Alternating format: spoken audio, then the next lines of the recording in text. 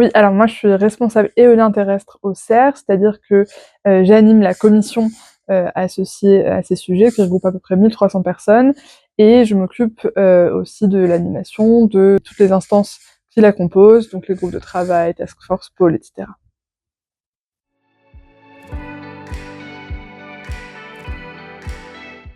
Oui, ce serait plutôt un succès, partagé, parce que le premier semestre 2024 a été marqué en Europe par une production électrique plus importante par les ENR que par les énergies fossiles, donc c'est vraiment un très bon signal. Et en parallèle, en France, au deuxième trimestre 2024, l'éolien terrestre a produit quasiment 24 TWh d'électricité.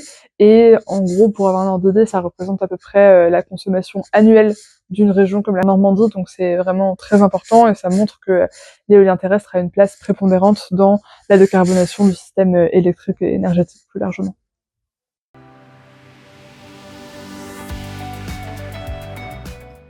Je pense que la croissance de la filière éolienne terrestre va continuer, puisque là, au deuxième trimestre 2024, la puissance installée était de quasiment 23 gigawatts, donc c'est une croissance continue pour cette filière. On a encore un fort potentiel de développement.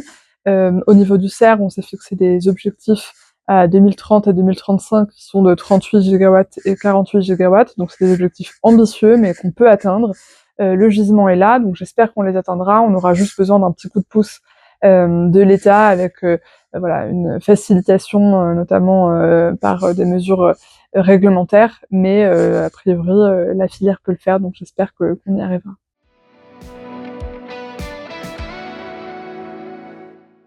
Peut-être de dire que dans tout ce débat sur l'opposition entre les différentes sources d'énergie, souvent on oppose le nucléaire et les énergies renouvelables notamment.